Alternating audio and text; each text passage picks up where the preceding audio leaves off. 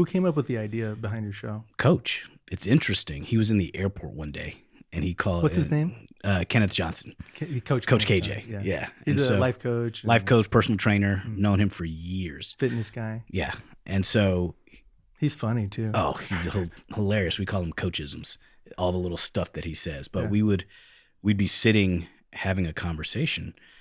And one day he was like, dude, he calls me up. He's like, I got an idea. We should do a podcast. I'm like, he's like, and we should call it Sipping on Excellence.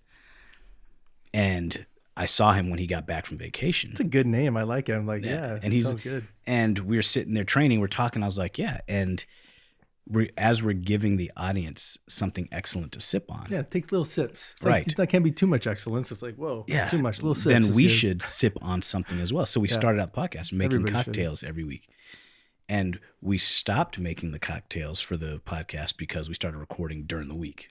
Mm-hmm. We were recording on Saturdays first. And it's cool, but then we realized we were spending a lot of time on the cocktail in the beginning, like the first 5 minutes. Yeah. And then we said, you know what? People don't care about that. We've now developed a following, so now they care about what we're talking about, but they're still getting something excellent to sip on.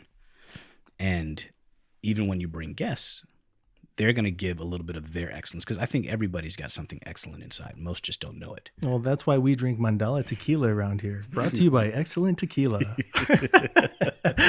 On that note, cheers. Yeah, cheers to that. Yeah, no, I think the sipping helps, and so the podcasting thing kind of makes sense to either show up in your pajamas or, maybe professional or, it's nice because it's kind of open to what helps people. First of all, you got to have a point of what you're trying to get across.